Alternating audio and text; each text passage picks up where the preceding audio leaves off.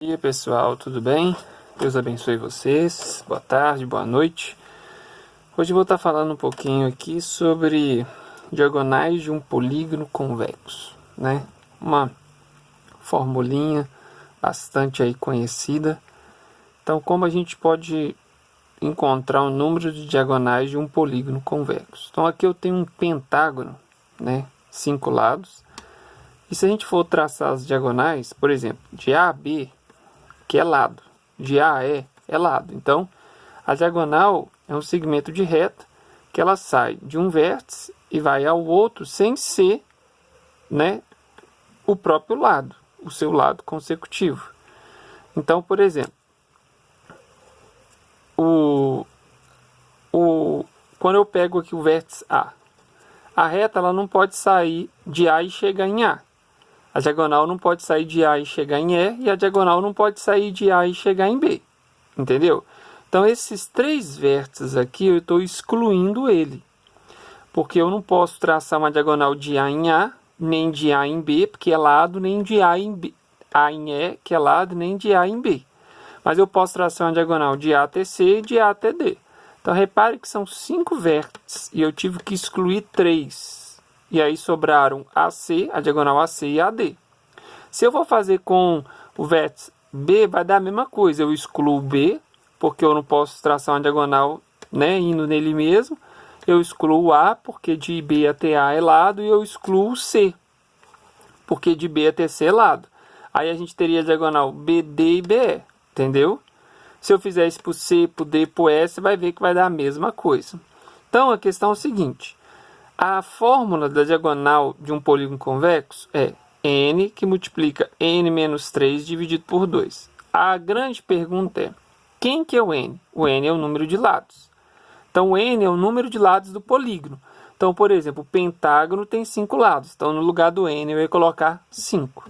Por que eu tiro 3? Como eu falei, eu tiro o próprio vértice, de onde vai sair a diagonal, e eu tiro os 2, que com ele vai surgir o lado. Então, o AE e o AB seria lados, né? Então, eu tiro o A, de onde vai sair a diagonal, o AE, que seria o lado, e a AB, que seria o outro lado. Entendeu? Seriam os lados do polígono. Então, por isso que a gente tira 3. Porque toda vez que você vai traçar a diagonal, você sempre vai tirar 3 vértices. Entendeu?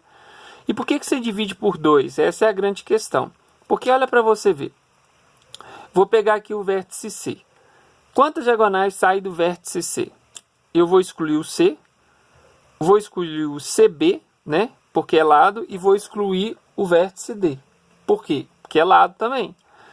Aí, a diagonal AC é a mesma diagonal CA. A mesma diagonal aqui que está vindo. Tá vendo aqui? Eu vou colocar essa setinha aqui. É a mesma diagonal está indo. Ou seja, então eu teria 2 diagonais, só que iguais, que seria AC e CA. Isso vai acontecer para BD, DB, EB, entendeu? EBE, entendeu? AD, DA. Então, estaria repetindo 2 vezes. Então, por isso que a gente divide por 2. Ficou claro? Então, se a gente for calcular o número de diagonais, a fórmula é n, que multiplica n menos 3, dividido tudo por 2, considerando que n é o número de lados e d é o número de diagonais. Olha a questão 1. Determine o número de diagonais dos seguintes polígonos convexos. Já falei disso em um vídeo meu, o que é um polígono convexo. Vamos calcular aqui a diagonal do hexágono. O hexágono tem quantos lados? Tem 6. Então, você vai colocar no lugar do n aqui em cima, aqui, ó, você vai colocar 6. Então, vai ficar 6 vezes. Repete. 6 menos o 3. O menos 3 faz parte da fórmula. Dividido por 2. Então, vai ficar 6 vezes 3 dividido por 2, que é igual a quanto? Que é igual a 9. Entendeu? Vamos pegar a letra B aqui. O octógono. 8 lados. Octógono, né? O MMA. 8 lados. Pega o 8, coloca aqui. Então, vai ficar 8 vezes. No lugar do n, vai colocar 8. 8 menos 3, 5. 5 vezes 8, 40. Dividido por 2, 20. Pessoal, calcular o número de diagonais é muito fácil. É só substituir na fórmula. Entendeu? Mas vamos ver umas outras perguntas que podem ser feitas. De qual polígono convexo saem 4 diagonais de cada vértice? Essa é a grande questão. Por exemplo, se eu tivesse perguntado assim, de qual polígono convexo sai 3 diagonais? Entendeu? A questão é o seguinte, o que eu quero que você pense? Se sai, vou facilitar ainda.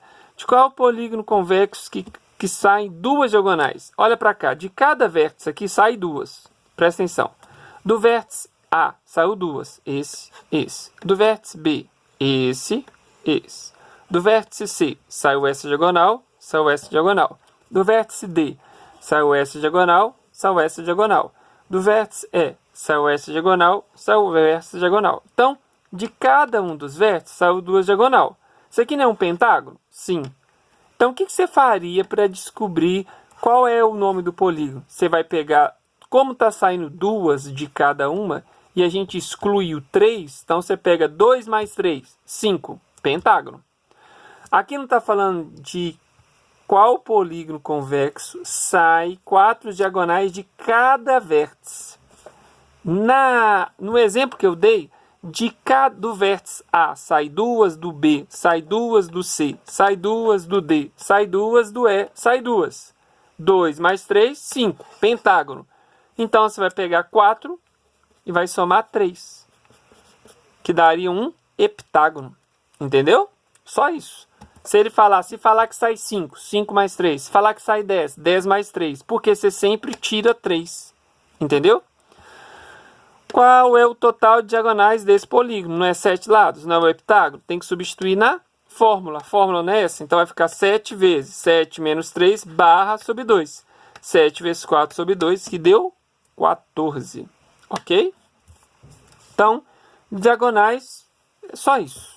Agora, eu queria comentar com vocês também, nesse vídeo, sobre condição de existência de um triângulo. Entendeu? A condição de existência de um triângulo é o que faz com que ele exista. Porque um triângulo, para existir, ele precisa de ter algumas condições. Porque não é possível, às vezes, a gente fechar um triângulo. Eu vou te dar, por exemplo, um exemplo aqui. Vamos supor que eu tenho aqui, você está olhando aí no vídeo, eu estou com essa canetinha. E eu estou aqui com essa outra canetinha. Tá vendo aqui, ó? É possível eu, por exemplo, fechar esse triângulo aqui. Tá vendo? Fechei esse triângulo. Agora, repare bem. Se por acaso eu tiver aqui, não é possível fechar um triângulo. De forma alguma. Então, mesmo tendo 3 lados, nem sempre o triângulo fecha. Se eu troquei com esse aqui, eu consigo fechar. Tá vendo? Mas se eu pego esses dois aqui, ó, olha lá, eu não vou conseguir fechar. Tá vendo lá? Você fala, não vou conseguir.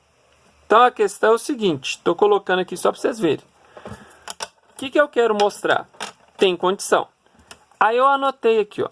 Em todo triângulo, a medida de um lado é sempre menor do que a soma das medidas dos dois lados. O que eu quero dizer?